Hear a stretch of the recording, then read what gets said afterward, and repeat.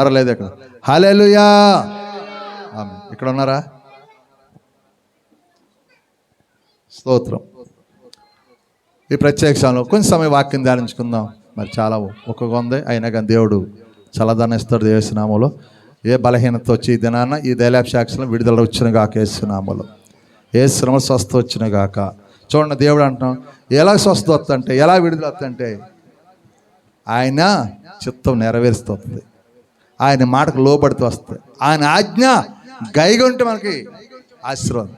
ఆజ్ఞ గైగొట్టుకుంటా చిత్తం నెరవేర్చకుండా నీకు ఏ ఆశీర్వాదం రాదని ప్రభు అన్నాడు. కాబట్టి ఈ యొక్క మధ్యాహ్నం ఒక్క మాట చెప్తాను. కీర్తన గ్రంథం 119, కీర్తన గ్రంథం 119 అధ్యాయము 37వ వచనం చదివితే, కీర్తన గ్రంథం 119 37వ వచనం, వ్యర్థమైన వాటిని చూడకుండా నా కనులు తిప్పివేయము, నీ మార్గముల్లో నడుచుకున్నట్లు నన్ను బ్రతికింపుము. ఆమెన్. వ్యర్థమైన వాటిని చూడకుండా నా కన్నులు త్రిప్పివేయము, నీ మార్గంలో నడుచుకున్నట్లు నన్ను బ్రతికించుము. హల్లెలూయా, హల్లెలూయా. ఏమంటున్నాడు ఇక్కడ? వ్యర్థమైన వాటిని మనం చూడకుండా మన కన్నులు తిప్పేసుకోవాలి, ఆయన మార్గంలో నడిచినట్లు. ఇప్పుడు ఇంకో మాట 18వ వచనం కూడా చదువు. అందులోనే 18వ వచనం 18, నీ ధర్మశాస్త్రం నందు ఆశ్చర్యమైన సంగతులు చూసినట్లు నా కన్నులు త్రిప్పేమో, నీ ధర్మశాస్త్రం కాదు నా కన్నులు తెరువుము. అంటే మన కన్నులు ఎక్కడ తెరవాలి? మనము ఆయన ధర్మశాస్త్రం వైపు, మనం ఆయన ఆజ్ఞ, ఆయన మార్గం ఎలా నడుచుకోవాలి మనము అంటే వ్యర్థమైన వాటిని చూడకుండా. ఒక స్త్రీ ఉంటుంది, ఆ స్త్రీ మన బైబిల్ కానీ ఒక స్త్రీ ఉంటుంది. ఆ స్త్రీ ఏంటంటే ఏం చెప్తుందంటే వ్యర్థమే, ఇది తినొద్దు అంటాడు. ఏమంటాడంటే అది తినొద్దు అంటారు. ఎవరు ఆ స్త్రీకి చెప్తాడు? ఏమంటాడు? ఈ తోటలో అన్నీ బాగానే ఉన్నాయి కానీ ఇది మాత్రం తినొద్దు అంటాడంట. చెప్పాడే దేవుడు? చెప్పిన మాట విన్నదా? చూడండి ఆ మాట. ఆదికాండం 3:6 వచనం చూడండి. ఆదికాండం 3:6 వచనం. స్త్రీ ఆ వృక్షము లోకానుసారంగా ఎలా పడితే ఆహారం మంచిదియు, ఎలాగ కనులకు అందమైనదియు, వివేకమిచ్చి రమ్యమైనది ఉండేని చూసినప్పుడు ఆమె దాని ఫలములలో కొన్ని తీసుకుని తిని తనతో పాటు తన భర్తకును ఇచ్చింది. తనే కాకుండా తన భర్తకు కూడా. చూడడానికి ఎలాగ ఉంది? తినుటకు మంచిదిగాను, తినడానికి ఎలాగ ఉందండి? మంచిదిగాను, కన్నులకు అందముగాను, వివేకములకు రమ్యమైన కనపడినప్పుడు ఏం చేస్తుంది? స్త్రీ తన కాకుండా తన భర్త కూడా తీసిచ్చిందట. అన్నీ లోకంలో అన్నీ ఎలాగుంటాయంటే ఒకటి మర్చిపోతుంది, ఆజ్ఞ మర్చిపోయింది. అక్కడ చూడడానికి అన్నీ బాగుంటే ఇది తింటే దేవుని చిత్తమా కాదా? ఇది చిత్తమా, దేవుని చిత్తమా, మన చిత్తమా అంటే మన దేవుని చిత్తం నెరవేర్చి బిడ్డలుగా ఉండాలి. చూడడానికి ఆహారం చాలా బాగుంది, రమ్యంగా ఉంది, అన్నీ బాగున్నాయి, కానీ అది దేవుని చిత్తంలో లేదు. లోకులు అన్నీ మనకి కళ్ళకు బాగా కనపడతాయి, కానీ ఇచ్చప్రభా ఇది నీ చిత్తమా? ఓ సహోదరింటికి నేను మా సహోదరి జ్యోతి వెళ్ళినప్పుడు మా వాడు పడుకోనకి వెళ్ళాడు. అక్కడ సాక్ష్యం చెప్పాడు. ఏం చెప్పాడంటే అతను ఒక పాస్టర్ గారి అబ్బాయికి చిన్న వయసు, లైన్లో కూడా ఉంది, చిన్న వయసు, పెళ్లి చేసేసారు. అతను ఏంటి ఎవరు అని చూడకుండా పెళ్లి చేసేసారు. ఒక బాబు కూడా పుట్టేశాడు. ఇప్పుడు ఆ అమ్మాయి నాకు వద్దు అంటున్నాడు. ఏం చూశారు? పాస్టర్ గారిని చూశారు, పాస్టర్ గారికి ఆస్తిని చూశారు తప్ప కుర్రోని చూడలేదు. ఉన్నాయి కదా, ఎవరిని చూడదు. ఈరోజు అమ్మాయి 20 సంవత్సరాల వయసు, ఒక కొడుకు ఉన్నాడు, ఆమె ఇంటి దగ్గర ఉంది. ఆయన చావాలా బతకాలా అన్న స్థితిలో మాట్లాడు. ఎందుకండి? అతని కన్ను కలిగింది, దేవుని చిత్తం అడిగాడా? బాగుందని చేశాడు అంతే. అంటే పైకి ఎలా కనపడింది? ఆస్తి ఉంది, బిల్డింగ్ ఉందా, ఉద్యోగం ఉందా, అండ్ పాస్టర్ గారు అబ్బాయి పాస్టర్ గారు అబ్బాయి కాబట్టి మంచోడే అని అనుకున్నారు తప్ప మనం అనుకున్నాం, దేవుడు అనుకోవాలి కదా. ఆ వ్యక్తి అలాంటి దేవుని దగ్గర అడిగారా? ఈరోజు నువ్వు కూడా యవన కుమార్తెలు నీ వివాహం విషయంలో ప్రభు చిత్తం అడగండి. ప్రభు ఇది నీ చిత్తం జరగాలి తప్ప నా సొంత చిత్తం చేసుకుంటే అది ప్రయోజనం కాదు. ఎన్నో మేము ఈ 2 నెలలు అనేక గృహాలు దర్శించినప్పుడు చెప్పి సాక్ష్యాలు ఏంటంటే బాగున్నారని చేసామండి, ఈరోజు విడిపోతుందని బోల్డ్ సాక్ష్యాలు మా దగ్గర చెప్పడం జరిగింది. అయ్యేటి ఇప్పుడు బాగుందని చూడటకు రమ్యమిగాను, ఆహారం బాగుంది, అన్నీ బాగున్నాయి, కానీ అది చిత్తంలో లేదు. చూడండి ఆ మాట ఏమంటున్నాడు దేవుడు. 16-17 చదవండి. మరియు దేవుడైన యెహోవా ఈ తోటలో ఉన్న ప్రతి వృక్ష ఫలం నువ్వు నిర్భయంతరంగా తినవచ్చును, మంచి తెలుసుకోవాలనుకోడు, నీవు వాటిని నిత్యం సచ్చిత నరునికి ఆజ్ఞాపం పోవాలన్నాడు. ఆజ్ఞ ఇప్పుడు పనులు కూర్చున్నప్పుడు మర్చిపోయింది ఆజ్ఞ అయిపోయి మంచి కదా. నిర్ణయాలనే పండుగ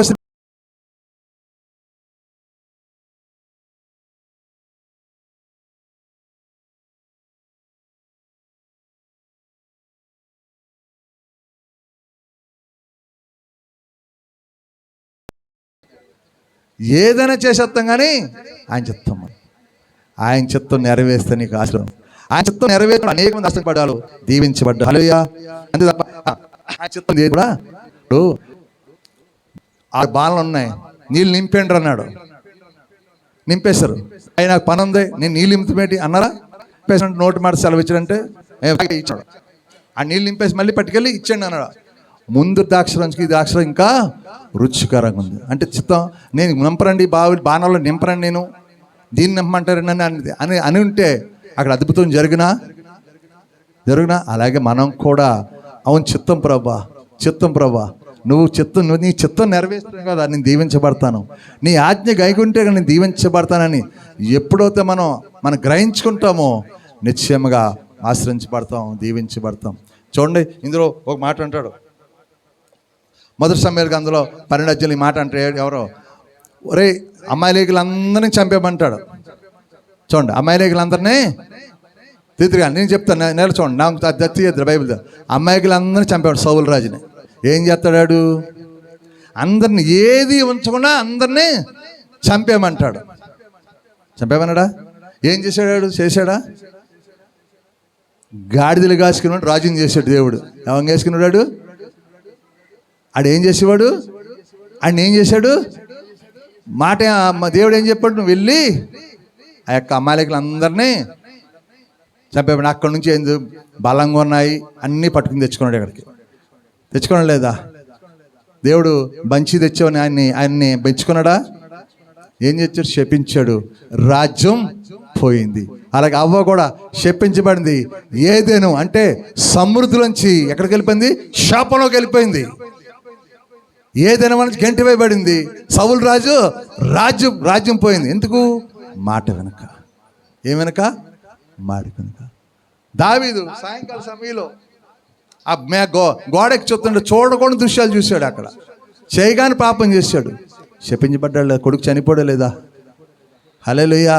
కానీ సౌలు పశ్చాత్తాపడలేదు, దావీదు మానవరీత్యగా మనము తప్పులు చేసినప్పుడు ప్రభు దగ్గర ఒప్పుకోవాలి. ప్రభా నేను చేసిన తప్పే, నన్ను క్షమించని ప్రభు దగ్గర పడినప్పుడు మనం నిత్యంగా దేవుడు మనం క్షమించేదే. మన దేవుడు క్షమించే దేవుడు.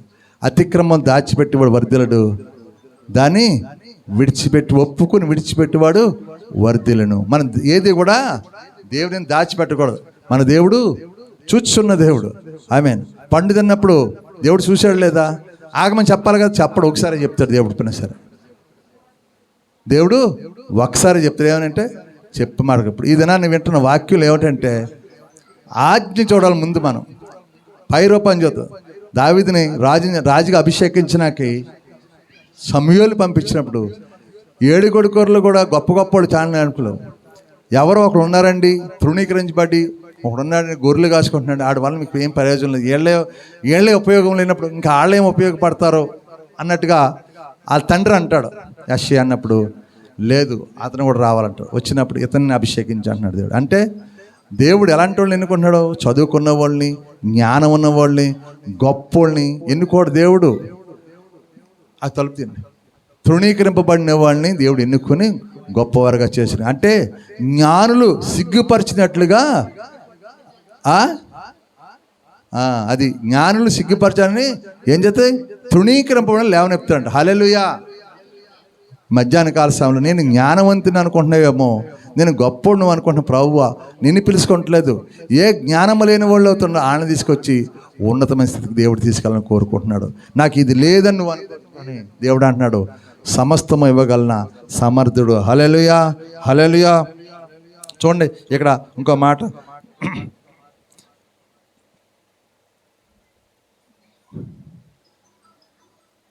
2 రాజుల గ్రంథం 5:14 చదవండి. 2 రాజుల గ్రంథము 5 పోయి 7 మార్లు సేము నీ శుద్ధుడు వగదు అని ఆమేన్. చూడండి ఒక చిన్నది ఏం చెప్పింది? అయ్యా అతను గొప్పోడే. ఎవరు? నయమాను పరాక్రమశాలి, బలవంతుడు. ఏముంది దానికి? కుష్ఠరోగం ఉంది. ఒక చిన్న చూసింది, అయ్యా మా ఊర్లో దైవజనుడు ఉన్నాడు, ఆడికి వెళ్ళి నువ్వు వెళ్ళి సాన చిన్నదాని మాట అన్నాడు. అక్కడికి వెళ్ళిన తర్వాత ఎవరి మాట వినలేదు? దైవజనుడి మాట లోపడలేదు. ఎవరు మాట్లాడు? నువ్వేదో మా ఊర్లో నదులు లేవా, నువ్వు వచ్చి నాకున్న గాయం చేయబట్టి ప్రార్థన చేస్తావు అనుకుంటే నువ్వు యోర్దానికి వెళ్ళి 7 మార్లు స్నానం చేయమంటున్నావు అని కోపగించుంటాడు. అవును కాదు? కోపగించినప్పుడు ఆ పక్కన ఇంకొకడు ఉంటాడు. అతను ఏమంటా, అయ్యా ఆయన యోర్దాన్ నదిలో 7 మార్లుగా స్నానం చేయమన్నాడు, ఇంకోదాన్ని చెప్పి చేయవా నువ్వు? ఇంకోటి ఏదైనా చెప్పి చేస్తావు చేయవా? ఇది చేసే అన్నాడు. ఏమన్నాడు? ఇప్పుడు ఎలాంటి ఎవరి మాటలు వినాలి? ఇప్పుడు మనము మంచి మాటలు, మంచి సావాసం కలిగి ఉండాలి మనం. అయ్యా పక్కోడు కూడా, అయ్యా ఎందుకు ఇలాంటి 7 అక్కడ మొలగమని పొమ్మంటే అతను కుష్టి నయమవునా? అతను చెప్పిన మాటకి లోబడ్డాడు.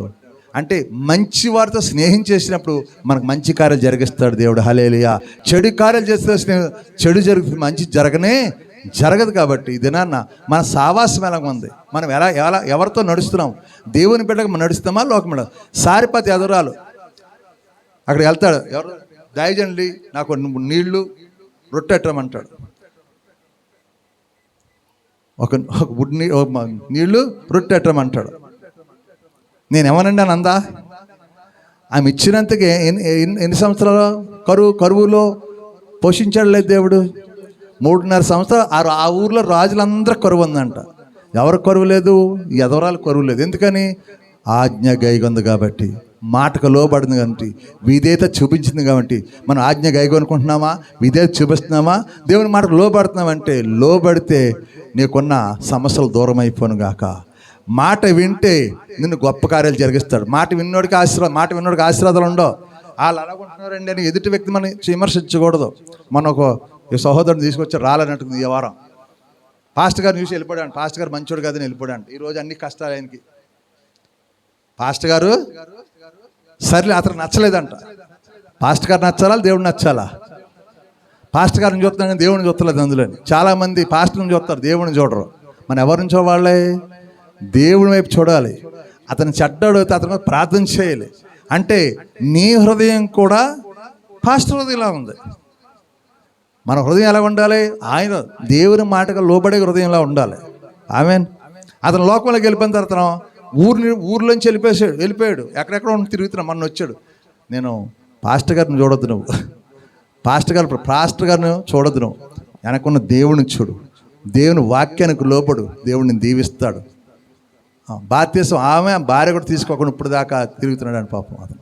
హల్లెలూయా. అంటే కొంతమంది ఎవరిని చూస్తారో, వీళ్ళు మారలేదు కదండి, వీళ్ళ మారదు, అందరూ మారాలని రూల్ లేదు. ఐగుప్తులోంచి 4 లక్షల మంది వెళ్ళారు, అందరూ మారారా? అన్నీ బాగుంటే ఎవరో మారరు, అన్నీ బాగుంటాయి. ఏదో ముళ్ళు వస్తుంది చూడు, అప్పుడు దేవుడు జ్ఞాపకం వస్తాడు. ఎవరు జ్ఞాపకం వస్తారు? బాధ, శ్రమ. ఆవిడ ఎవరు? ఏం పేరు ఆమె?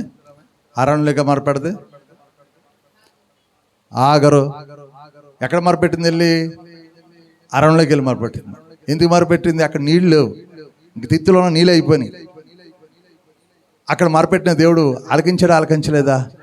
ఆలకించి ఆ ఎడారిలో అరణ్యంలో నీళ్ళు ఇచ్చాడు లేదా? హల్లెలూయా. మనం మొరపెట్టిగా ప్రార్థన చేసి బిడ్డకుండా నీ సమస్య ఎదటి వ్యక్తిని చూపించకూడదు. మన సమస్య నాది, దేవుడు చేయలే కార్యం. ఎదటి వ్యక్తి గురించి ఎదటి వ్యక్తిని తీర్పు తీర్చేవాడు నువ్వు కాదు, దేవుడు తీర్పు తీరుస్తాడు, మనం కాదు. హల్లెలూయా. ఎదటి వ్యక్తి విమర్శించే ముందు నన్ను కూడా ఇంకొకరు విమర్శించారన్న జ్ఞానం మనలో రావాలి. హల్లెలూయా. కాబట్టి ఇది నాన్న మనము ఆజ్ఞగా చూడు, యెహోవా ధర్మశాస్త్ర దేవారాత్రులు ధ్యానించేవాడు ధన్యుడు. ఆడు నీటి కాలు నాడు మొక్కవలే ఆకువాడక ఎప్పుడు ఫలించు. దేవారాత్రులు ధ్యానించాడు, ఫలించు చెట్టు వల్ల ఉందరు. దేవారాత్రులు ఆళ్ళ కోసం వీళ్ళ కోసం చెప్పిన ఎండిపోయిన చెట్టు వల్ల ఉందరుగా ఆకేస్తున్నామంలో. హల్లెలూయా. ఆళ్ళ కోసం వీళ్ళ కోసం చెప్పి ఎండిపోయిన చెట్టు అయిపోతుంది. దేవుని ధ్యానిస్తే ఎప్పుడు ఫలించెట్టు ఆకువాడక ఎప్పుడు సంతోషంగా ఉందుగాక. హల్లెలూయా. ఆనందం ఉండుగాక. ప్రభు ఏమన్నాడంటే, నువ్వు ధ్యానించి పెట్టుకున్నావా, ద్వేషించే పెట్టుకున్నావా, వినే పెట్టుకున్నావా, వినకుండా విని విడిచిపెట్టి పెట్టుకున్నా, విని ఆ కార్యం జరిగించినప్పుడు, మాటకు లోబడి జరిగించినప్పుడు. హల్లెలూయా. నువ్వు జరిగించి కుమార్తె కొండ ఇప్పుడు విన్నది నిశ్చయంగా ఈ పండు తిన్నావు, నువ్వు సస్తావు విన్నది, కానీ గైగంలో పోయింది. కోసి ముందు ఏం చేసింది?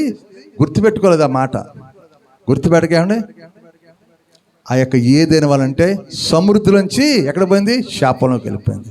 అలాగే నువ్వు అలాగ ఉన్నావు ఏదైనా దేవుడు నీకు సమృద్ధి ఇచ్చినప్పుడు శాపంలోకి వెళ్ళిపోతున్నామేమో.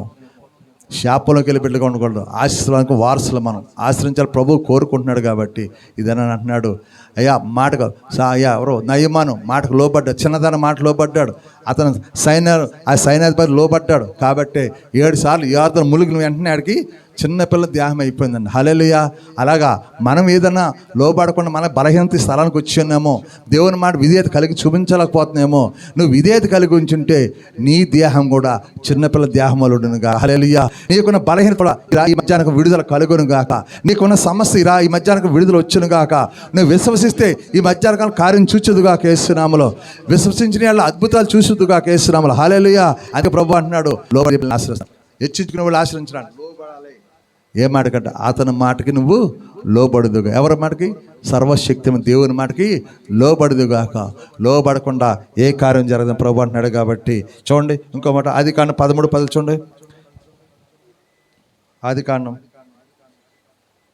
13:10. లోతు తన కన్నులెత్తి యొర్దాను ప్రాంతం చూశాను,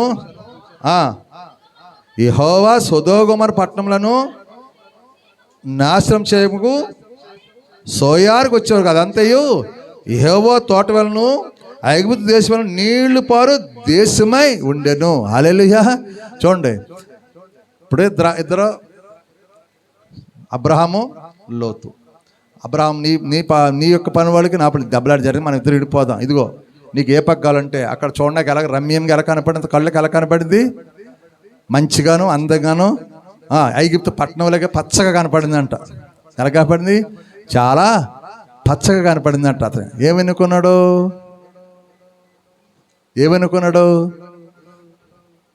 ఆ పచ్చదాన్ని ఎన్నుకున్నాడు. ఏం అడగల ప్రభువా తీసుకొని అడిగాడా?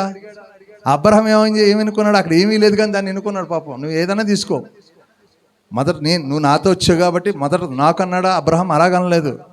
నువ్వు ముందు తీసుకో, తర్వాత నేను తీసుకుంటాను. అతనేం బాగా పచ్చగా అందంగా ఉన్నది, ఐగుప్తు పట్టణం వల్ల ఉన్నది, చాలా రమ్యంగా ఉందని ఆ అవ్వలే ఆ పండు ఎలా కోసం చెప్పలోకి ఈడు కూడా అలా తీసుకున్నాడంట. ఏం తీసుకున్నాడు? సొదొమ గొమొర్రా అనే పట్టణము. హల్లెలూయా.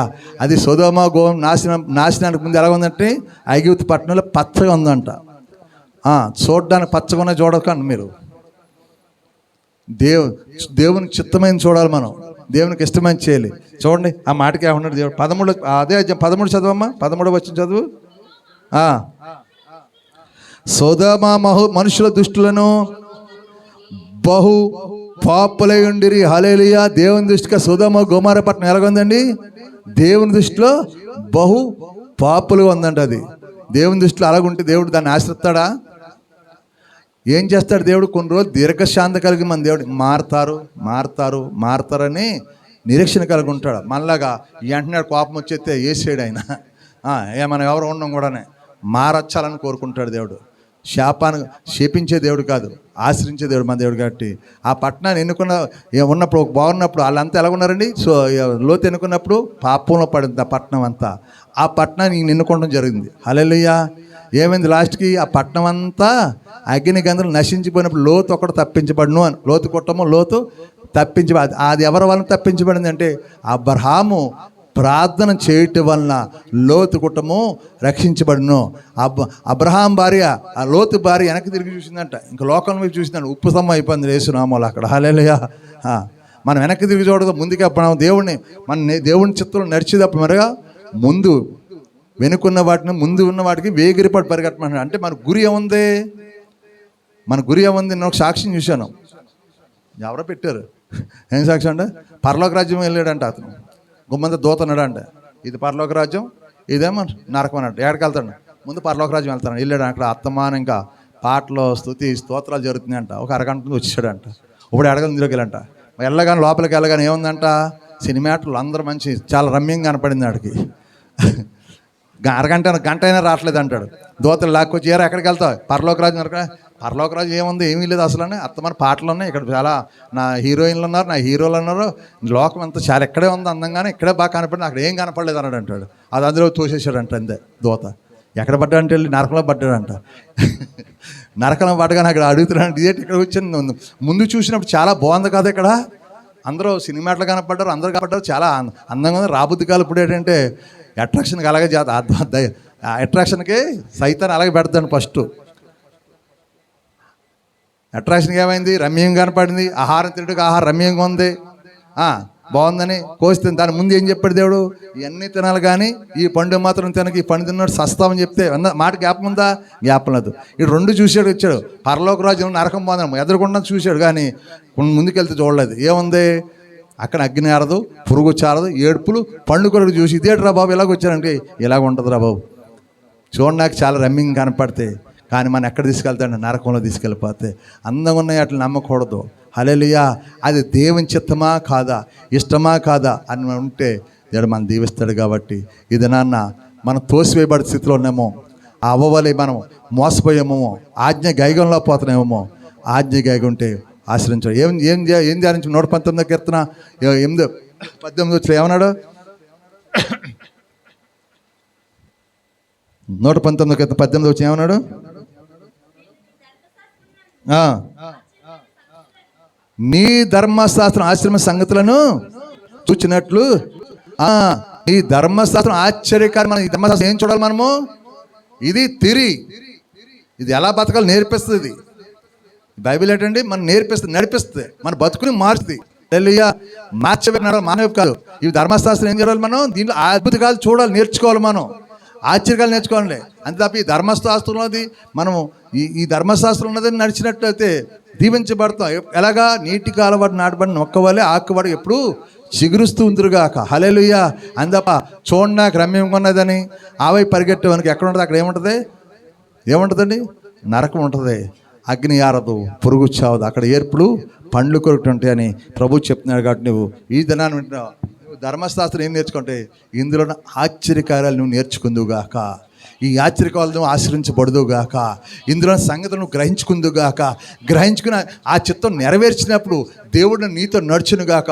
దేవుడు నీతో నడిచినప్పుడు నీకు ఏది ఇష్టమన్నా నడుగు. మొదట నా నీతిని, రాజ్యాన్ని మొదట నీకు ఏది ఇష్టమన్నా నడుగు, అది నీకు ఇస్తానని ప్రభు అంటున్నాడు. కాబట్టి ఆయన చిత్తం నెరవేర్చావంటే నేను దీవించుతావు, ఆశ్రయించబడతావు. కాబట్టి ఈ మధ్యాహ్న కాలం నువ్వు వింటున్న సహోదరుడు, ఆ సహోదరి దానియేలు 10:12 వచ్చిన చూడండి. దానియేలు 12 చదువు. అనేకులు తమను శుద్ధిపరచుకుని ప్రకాశములను నిర్మలను ఆగుదురు. దుష్టులు దుష్టకాలం చేదురు కనుక ఏ దుష్టును, ఏ సంగతులను గ్రహించిపోను కానీ బుద్ధిమంతులు బుద్ధిమంతులు దుష్టులు ఏం చేస్తారు గ్రహించుకోండి. దుష్టులు దుష్టకరము చేయదు, కానీ ఏ దుష్టుడు ఈ సంగతిని గ్రహించడు. ఏ దుష్టుడు కూడా బైబిల్లో దుష్టు ఏం చేస్తారు, గ్రహించుకోరు. ఎవరు గ్రహించుకుంటారు అన్నాడు, బుద్ధిమంతులు గ్రహించుకుందరుగాక. బుద్ధిమంతులు గ్రహించుకుంది. నువ్వు బుద్ధిమంతులు అయితే ఇందులో కార్యం గ్రహించుకుందిగా. దుష్టుడు దుష్టకారుల వైపు చూస్తాడు. వాడికి ఏంటంటే లోకం మీద ప్రేమ కన్నా దేవుని ప్రేమ తక్కువ. లోకం మీద ప్రేమకి ఏముంటుంది, అక్కడ అగ్ని ఆరదు, పురుగు చావదు, అక్కడ ఏడుపులు పండుకొరటి. బుద్ధిమంతుడు ఏం చేస్తాడు, అయ్యో ఇందులో నేర్చుకుని నేను దీని చిత్తానుసారం నేను నడిచినప్పుడు నిన్ను నీటి కాలు నడుపుకోవాలి, ఎప్పుడు ఆకుబడక చిగురుస్తూ ఉందునని నమ్మాలి మీరు. హల్లెలూయా. ఇప్పుడు దీన్ని నేర్చుకునే వాళ్ళ బుద్ధిమంతులు అవుదురుగాక. గ్రహించుకునే వాళ్ళు, గ్రహించిన వాళ్ళు ఎవరు, బుద్ధిహీనులు. అంటే బుద్ధిహీనులతో బుద్ధి కలిగి ఉన్నామంటే, బుద్ధి లేని కాలం బుద్ధి కలిగి కాలం ఇద్దరు ఉన్నారు, రెండు తెగలు ఉన్నారు. బుద్ధి కలిగి కాలంలో ఏం చేశారు, నిరీక్షణ కలిగి ఉన్నారు. బుద్ధి లేని కాలం నిరీక్షణ లేదు వాళ్ళకి. ఏంటంటే వచ్చేస్తాడు కదా అని అలా వెళ్ళిపోయారు అంతే. కానీ బుద్ధి గల వాళ్ళు ఏం చేశారు, వాళ్ళతో పాటు కొంచెం నూనె కూడా పట్టుకెళ్ళారంట. ఎందుకని, ఒకవేళ లేట్ అవుతే అవసరం పడుతుందని. వీళ్ళు ఏం చేశారు, వచ్చేస్తాడు సమయానికి వచ్చి చెప్పేసాడు, టైం చెప్పేసి కంటే వీళ్ళకేమైంది, గుడ్లో నూనె అయిపోయింది. వాళ్ళని అడితారు ఇస్తారా ఇవ్వలేదు. ఎక్కడికి వెళ్ళారు, వస్తున్న జరిగింది, 5 కనికలు వెళ్ళిపోవడం జరిగింది. వీళ్ళ మన తలుపు కొడుతున్నారంట. అయ్యా నేనంటే నువ్వు ఎవరో నాకు తెలియదని. ఎంతవరకు నువ్వు చేసిన ప్రార్థన పోయింది, నీ ఉపవాసాలు పోయినాయి, నీ ధర్మకార్యాలన్నీ పోయినాయి. ఎందుకంటే నువ్వు ఆ సమయాన్ని నువ్వు సిద్ధపాటు లేకున్నావు కాబట్టి. సిద్ధపాటు కలిగిందుగాక. హల్లెలూయా. రేపు భోజనం కోసం నువ్వు సిద్ధపాటు కలుగుంటావు. రేపు ఎక్కడికి వెళ్ళినా దానికి సిద్ధపాటు కలుగుంటా. ఈరోజు దానికి ఎందుకు సిద్ధపాటు కలిగి ఉండట్లేదు? నువ్వు సిద్ధపాటు కలిగి ఉంటే దేవుడిని దీవించి ఆశ్రయించుదురు కాక. హల్లెలూయా. సిద్ధపడే మనసు కావాలి నీకు. దుష్టుడు దుష్టకారం చేత మంచి కార్యం జరిగించే బుద్ధిమంతుడు ఇందులో కార్యాలు చూసి, ఇందులో ఆశ్చర్యకాలను చూసి గ్రహించుకుంది కాక. నీ కనులు ఏ కార్యాలు చూడాలి, మంచి కార్యాలు, ఇందులో అద్భుత కార్యాలు చూసి ఉండాలి తప్ప లోకంలో ఉన్న కార్యాలు చూసి కనులు మనం ఉండకూడదు. లోకంలో కార్యాలు చూసినవాడు ఏమైపోయారండి, లోక కార్యాలు చూసినవాడు ఎవరో సౌలు ఏమైపోయాడు, రాజ్యం కోల్పోయాడు. ఏం కోల్పోయాడు? మంచి కార్యాలు జరిగిన కానాన వివాహంలో, మొదటి వివాహంలో అక్కడ ఏం చేస్తే నీళ్ళను ద్రాక్షరసంగా మార్చి అద్భుతం చూశాడు. హల్లెలూయా. అంతే. కాబట్టి మంచి కార్యాలు చూసి పెట్టమందాం, చెడ్డ కార్యాల వైపు చూడొద్దు. మనం మంచి తలాంతులు నీకు రావాలి, మంచి ఆలోచనలు నీకు వచ్చినప్పుడు మంచి కార్యాలు నీ జీవితం జరుగును గాక. హల్లెలూయా. హల్లెలూయా. అంతే. ఇక్కడ చూడండి, లాస్ట్ ఇంకొక బుక్ చేస్తాను. మత్తయి సువార్త 14:30 చదవండి. మత్తయి సువార్త. గాలిని చూసి భయపడి మునిగిపోసాగి ప్రభువా. ఆమేన్. హల్లెలూయా. ఇప్పుడు దేని చూసి భయపడ్డాడు? ఎవరెత్తను దేవుడిని ఏమని అడిగాడు? అయ్యా నువ్వు నీళ్ళ మీద నేను కూడా నడుస్తాన్నాడు. నువ్వు రా అన్నాడు దేవుడు. నడిచినంత బాగానే ఉంది. ఎప్పుడు గాలి వచ్చి వెనక్కి తిరిగి చూసాడు, ఏమైంది? భయం పుట్టుకుంది, మునిగిపోవడం మొదలెట్టాడు. ఏమైంది? మన గాలి నుంచి చూసి నువ్వు రమ్మన్నవాడు దేవుడు, రమ్మన్నవాడు పిలిచినవాడు నమ్మదగినవాడు, మన చెయ్యి విడిచిపెట్టేవాడు కాదు. కానీ అతను ఏం చూశాడు, గాలి గట్టిపోతుంది, ఏమైంది బాబా అని వెనక్కి తిరిగి చూస్తే ఏమైంది? మునిగిపోతా మొదలెట్టేసాడు అతను. అంటే ఏమైంది అతనికి? ఆ విశ్వాసం వచ్చడం వల్ల ఏమైంది? మునిగిపోవడం మొదలెట్టినప్పుడు అతను మళ్ళీ ప్రార్థన చేస్తాడు, అయ్యా నన్ను రక్షించమంటారు. ప్రభు చేతి నువ్వు పడిపోయిన స్థితిలో ఉన్నాము. ప్రభు ఎన్నిసార్లైనా కూడా నిన్ను పైకి లేపగల సమర్థుడు, ఎన్నిసార్లైనా కూడా నిన్ను లేవనెత్తారు. కాబట్టి అన్నిసార్లు లేవనెత్తారు, కానీ అత్తమని పడిపోకూడదు. ఆమేన్. దేవుడు మా దేవుడు దీర్ఘశాంతంగా అత్తమని పడిపోకూడదు. లేవనెత్తిన దేవుడు నమ్మదగిన వాడు. కాబట్టి గాలిని చూసి నువ్వు భయపడద్దు. ఎందుకంటే నువ్వు నాయన నడవమని చెప్పినప్పుడు యేసు ప్రభువారు యేసు వైపు చూసి నడిచినప్పుడు ముందుకు నడుచుగా. లోకం వైపు చూస్తే నువ్వు ముందుకు నడలేవు. మనం ఎప్పుడు కూడా ధైర్యం కలిగి ఉండాలి, ఎప్పుడు కూడా భయం కలిగి ఉండాలి. ఎవరు ఎందుకు? దేవుని భయభక్తి కలిగి ఉండాలి. ఎందుకు భయభక్తి కలిగి ఉండాలంటే ఆయన నమ్మికిచ్చినవాడు, ఎంత మాత్రము సిగ్గుపరచనివాడు, త్రోసివేసేవాడు కాదు. కాబట్టి నమ్మకం నీ వాళ్ళ నమ్మకానికి సమస్తము సాధ్యం అంటున్నాడు. కాబట్టి దేవుడు మరి మనం ఒక మాట చెప్పుకున్నాం, ఏమిటంటే ఆసా యెరోబాము యుద్ధంలో ఆడికి 8 లక్షలు, వీడికి 4 లక్షలు. ఒకటి దేవుడు నమ్ముకోలేదు, 8 లక్షలు దేవుడు నమ్ముకోలేదు, 4 లక్షలు దేవుడు నమ్ముకున్నాడు. 4 లక్షలు నమ్మాడు కాబట్టి 8 లక్షల సైన్యం ముందు 4 లక్షలు జయం పొందారు. అలాగే నీ జీవితంలో నా చిన్న జీవితం అండి, నా చిన్న ఉద్యోగం, నా చిన్న బతుకని నువ్వు అనుకుంటున్నావు. ప్రభు అంటున్నాడు, ఆ చిన్న తండ్రి నూరందరికి ఫలించేలా చేస్తాను ప్రభు అంటున్నాడు. కాబట్టి నువ్వు ఫలించాలని ప్రభు కోరుకుంటున్నాడు, నువ్వు ఆశ్రయించాలని కోరుకుంటున్నాడు, నువ్వు దీవించాలని ప్రభు కోరుకుంటున్నాడు. నీ చిన్న జీవితాన్ని చూసి బాధపడద్దు, నీకున్న విశ్వాసాన్ని బట్టి ముందుకున్నాడు. దాన్ని అభివృద్ధి పరిచే దేవుడు మందుడు. నాకు జ్ఞానం లేదంటే ప్రభువు నాడు జ్ఞానం నీకు సమృద్ధిగా దయచేయను గాక. హల్లెలూయా.